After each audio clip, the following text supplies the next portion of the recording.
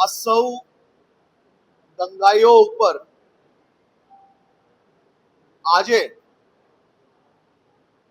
ગોધરાના નાગરિકો માટે સુરક્ષિત રાખેલી જગ્યાઓ, જેમના હિતમાં ભવિષ્યમાં સામાજિક પ્રોજેક્ટો માટે હિતમાં રાખેલી હતી, એવી જગ્યાઓ ઉપર આ લોકો દ્વારા જે બાંધકામ કરવામાં આવ્યું છે, એક તરફ સરકારી જગ્યાઓમાં મકાન બનાવવા અને બીજી તરફ દંગાઓ કરવા, આ બેઉ એક સાથે નહીં ચલાવી લેવામાં આવે.